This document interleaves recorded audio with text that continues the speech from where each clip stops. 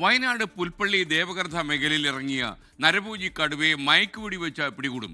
ഇന്നലെ വീണ്ടും ജനവാസ മേഖലയിൽ കടുവ ഇറങ്ങി. അതുകൊണ്ട് തന്നെ കടുവയ്ക്കായിട്ട് ഒരു കൂടും സ്ഥാപിച്ചു വനംവകുപ്പ്. ക്യാമറ ട്രാപ്പുകളിൽ പതിഞ്ഞ കടുവ കേരള വനംവകുപ്പിന്റെ ലിസ്റ്റിലുള്ളതല്ല എന്ന് സ്ഥിരീകരണം വന്നിട്ടുണ്ട്. സുർജിത്ത് അയ്യപ്പത്ത് വയനാട്ടിൽ നിന്ന് ചേരുന്നു. Surjit, good morning. ശരിക്കും ഈ കടുവാ ഭീതി കാരണം ജനങ്ങൾക്ക് അവിടെ ഉറങ്ങാൻ പറ്റാത്ത സാഹചര്യമായല്ലോ. കൂടുതൽ കടുക്കുകയാണോ ഈ സാഹചര്യം? Good morning. Good morning എസ്കേൻ.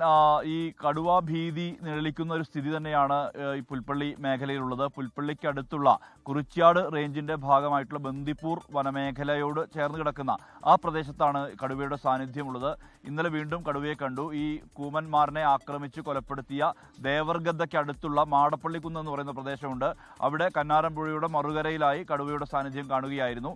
ആ കടുവ കാലിന് പരിക്കേറ്റ നിലയിലാണ് എന്നുള്ളതാണ് നാട്ടുകാരൊക്കെ പറയുന്നത്. ഇതേ തുടർന്ന് വനംവകുപ്പ് ഉദ്യോഗസ്ഥരും ഈ കടുവയെ കണ്ടിരുന്നു.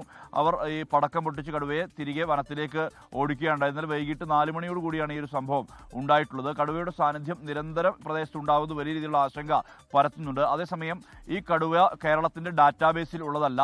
സ്വാഭാവികമായും അത് അപ്പോൾ എങ്ങനെ ഇവിടെ എത്തി എന്നുള്ള ചോദ്യം വരും. അത് കർണാടക വനംവകുപ്പ് ഇത്തരത്തിൽ അതിർത്തി മേഖലയിൽ കൊണ്ടുവന്ന കടുവകളെ, അതായത് അവിടെ പ്രശ്നങ്ങൾ സൃഷ്ടിക്കുന്ന കടുവകളെ പിടികൂടി അത് അതിർത്തി മേഖലയിൽ ഉപേക്ഷിക്കുന്ന ഒരു രീതി ഉണ്ട് എന്നുള്ളതാണ് ആക്ഷേപം. അത് ഉന്നയിക്കുന്നത് CPM ആണ് ആ ആരോപണം ഉന്നയിക്കുന്നത്. അത്തരത്തിൽ 3 പേരെ കൊലപ്പെടുത്തിയ കടുവയെ നേരത്തെ ഈ കർണാടക പിടികൂടിയിരുന്നു.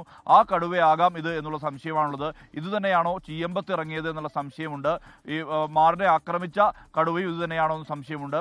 ക്യാമറ ട്രാപ്പിൽ ഒരു കടുവ കുടുങ്ങിയിട്ടുണ്ട്. പക്ഷേ ആ കടുവയാണോ ഇതെന്നുള്ള പരിശോധന നടന്നു വരികയാണ്. എന്തായാലും വനംവകുപ്പ് ഇന്നലെ രാത്രിയും പ്രദേശത്ത് ക്യാമ്പ് ചെയ്തിരുന്നു. ഇന്നും ക്യാമ്പ് ചെയ്യുന്നുണ്ട്. കൂട് സ്ഥാപിച്ചിട്ടുണ്ട്, ക്യാമറ ട്രാപ്പുകൾ സ്ഥാപിച്ചിട്ടുണ്ട്. അത്തരത്തിൽ കിട്ടുന്ന ഘട്ടത്തിൽ കൂട്ടിലാക്കുക, അല്ലെങ്കിൽ അതിനെ മയക്കുവെടി വെച്ച് പിടികൂടുക എന്നുള്ള ദൗത്യത്തിലേക്കാണ് കേരള വനംവകുപ്പ് കടക്കുന്നത്. ലോകത്തെവിടെയായാലും ഏത് സമയത്തും 24 വാർത്തകളും ഓഗ്മെന്റഡ് റിയാലിറ്റി പാക്കേജുകളും എക്സ്പ്ലെയിനറുകളും വിശദമായി കാണാൻ ഞങ്ങളുടെ YouTube ചാനൽ നിങ്ങൾക്ക് സബ്സ്ക്രൈബ് ചെയ്യാം.